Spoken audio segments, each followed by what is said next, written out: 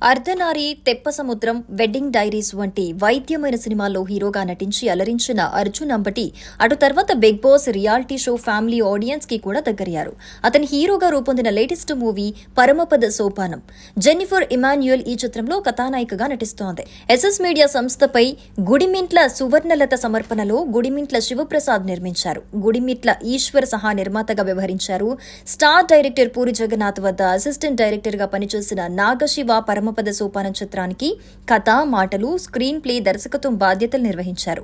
Mass మహారాజా Raviteja, eagle వంటి భారీ budget సినిమాతో సంగీత దర్శకుడిగా మంచి గుర్తింపు తెచ్చుకున్న దేవ్ జాండ్ ఈ చిత్రానికి సంగీతం అందించారు. ప్రపంచవ్యాప్తంగా జులై 11న గ్రాండ్ గా విడుదల కాబోతోంది పరమపద సోపానం.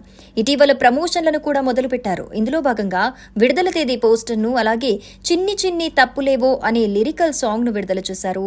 ఈ రెండింటికి కూడా ప్రేక్షకుల నుండి మంచి స్పందన లభించింది. ముఖ్యంగా చిన్ని చిన్ని తప్పులేవో పాట బాగా వైరల్ అయి సినిమాపై అంచనాలను పెంచింది.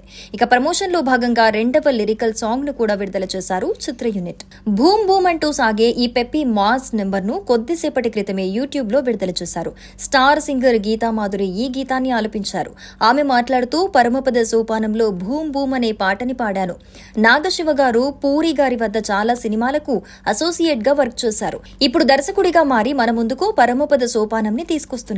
భూమ్ భూమ్ పాటని చాలా ఎంజాయ్ చేస్తూ పాడాను. ఇది మంచి స్వింగ్ ఉన్న పాట.